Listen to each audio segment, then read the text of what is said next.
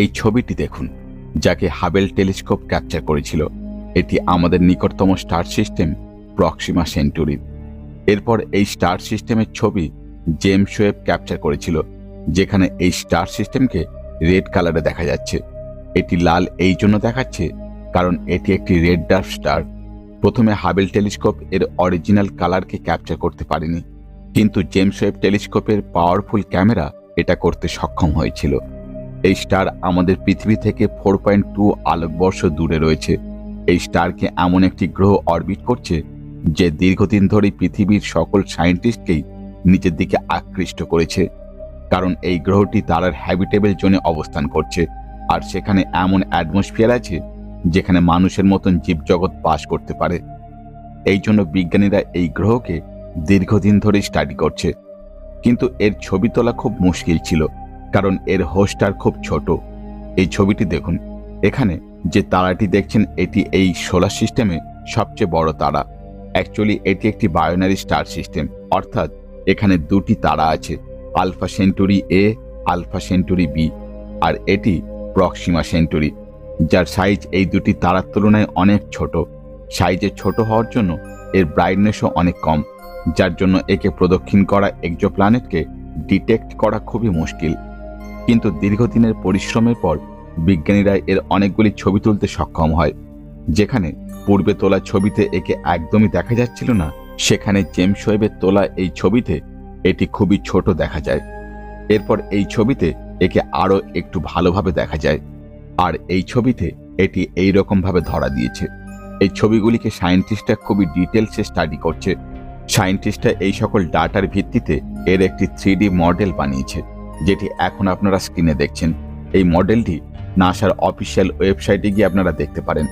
Actually Proxima সেন্টুরির যে ছবি আমরা দেখি তা সবই নাসার রিসার্চের পর বানানো মডেল, কোনোটা রিয়েল ছবি নয়, কারণ পৃথিবী থেকে এর রিয়েল ছবি তোলা যায়নি। এই সকল ছবি থেকে নাসা এই গ্রহ সম্পর্কে অনেক কিছু জানতে পারে। এই গ্রহটি হোস্টারকে পৃথিবীর 11.2 দিনে সম্পূর্ণ প্রদক্ষিণ করে ফেলে, যার মানে এই গ্রহটি তারার খুব কাছে রয়েছে। যদি আপনি এই গ্রহের সারফেস থেকে এর তারাকে দেখেন, তাহলে এটি সূর্যের থেকে অনেক গুণ বেশি বড় আর রেড দেখাবে। যেমনটি আমি পূর্বে বলেছি, এই গ্রহটি তারার হ্যাবিটেবল জোনে অবস্থিত, যার জন্য এখানে এমন তাপমাত্রা বিরাজ করছে যেখানে জল তরল রূপে বইতে পারে। এর সারফেস পৃথিবীর সারফেসের মতন রকি। এর ম্যাস ঠিক ততটা যতটা পৃথিবীর। কিন্তু এই গ্রহের ক্ষেত্রে একটি প্রবলেম হলো, এটি হোস্ট স্টারের সাথে টাইটালি লকড, যার জন্য এই গ্রহের একটি সাইড সর্বদা তারার দিকে থাকে, আর অপর দিক তারার বিপরীতে থাকে। যে সাইড তারার দিকে আছে সেখানে সর্বদা দিন থাকে, আর অপোজিট সাইডে সর্বদা রাত্রি থাকে। এর সাথে আপনারা চাঁদের তুলনা করতে পারেন। পৃথিবীর একমাত্র স্যাটেলাইট চাঁদ, যেটি পৃথিবীর সাথে টাইটালি লকড, অর্থাৎ আমরা পৃথিবী থেকে চাঁদের এক সাইডই সর্বদা দেখতে পাই, এর পিছন দিকটা আমরা কখনোই দেখতে পাই না। কারণ চাঁদ টাইটালি লকড হওয়ার জন্য চাঁদের এক সাইড সর্বদা পৃথিবীর দিকে থাকে, যার জন্য চাঁদের অপোজিট সাইডে কি রয়েছে আমরা তা কেউ জানি না। যাই হোক, আমাদের এই প্রক্সিমা সেন্টুরির হোস্টার সূর্যের তুলনায় বেশি রেডিয়েশন রিলিজ করে, যার জন্য এর ডে সাইড এরিয়াতে বেশি রেডিয়েশন পড়ে। আর এত রেডিয়েশনে কোনো নর্মাল লাইফ বেড়ে ওঠা সম্ভব নয়। এখানে নর্মাল লাইফ কেন বললাম তা একটু পরে বলছি। আমাদের সূর্যও রেডিয়েশন রিলিজ করে, কিন্তু পৃথিবীর ম্যাগনেটিক ফিল্ড এই ক্ষতিকারক রেডিয়েশনের হাত থেকে আমাদেরকে রক্ষা করে। টাইডালি লকড হওয়ার জন্য এটা বলা খুব মুশকিল হবে যে এই গ্রহের ম্যাগনেটিক ফিল্ড আছে কি নেই। এই গ্রহের যেদিকে চিররাত্রি থাকে সেখানে কখনো লাইট না পড়ায় রেডিয়েশনও নেই, যার জন্য এখানে তাপমাত্রা এত কম হয় যে এখানেও সেই নর্মাল কোনো লাইফ করে ওঠা সম্ভব নয়। এবার চলুন, এখানে আমি নর্মাল লাইফ কেন বলছি তা আপনাদেরকে বলি। আমরা সাধারণত নর্মাল লাইফ বলতে পৃথিবীর লাইফকেই বলি, কারণ যাদেরকে আমরা জানি বা বুঝি। পৃথিবীতে লাইফ সম্ভব হয়েছিল অক্সিজেন এবং জলের মতন কিছু প্রধান এলিমেন্টের জন্য, যাদেরকে আমরা দীর্ঘদিন ধরেই জেনে আসছি। কিন্তু আমরা যা জানি বা যা শুনেছি তার মানে এই নয় যে এর বাইরে কোনো জগৎ থাকবে না।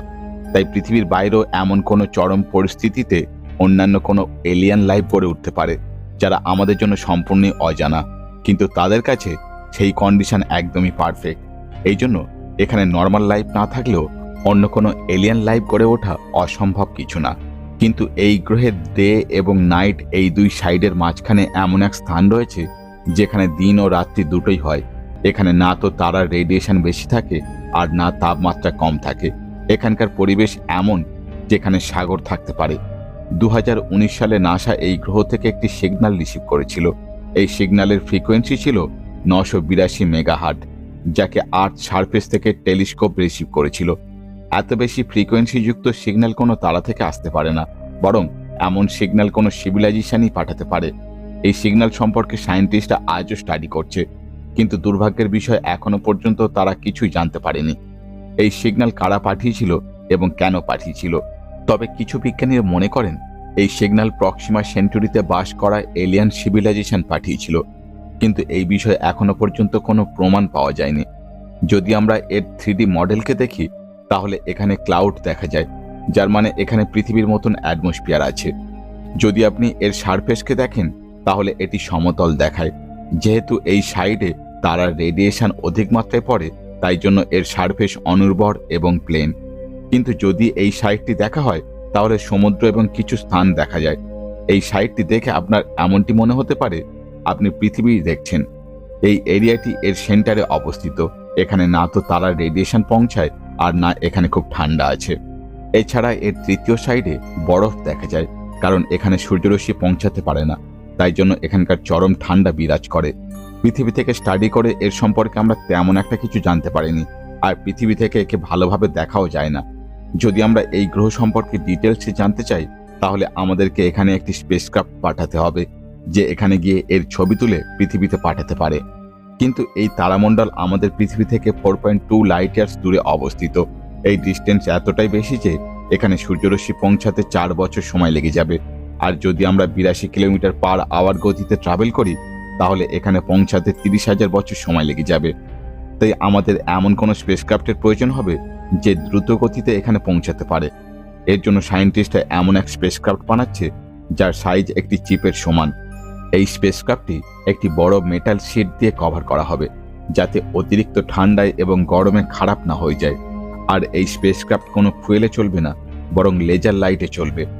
নিউ স্টাডি অনুসারে 1000 লেজার লাইটকে পৃথিবীতে সেন্ড করা হবে, আর এই লেজারের সাহায্যে এই স্পেসক্রাফটকে উপরের দিকে পুশ করা হবে, যার ফলে এই স্পেসক্রাফটের স্পিড লাইটের স্পিডের 20% পর্যন্ত পৌঁছে যাবে।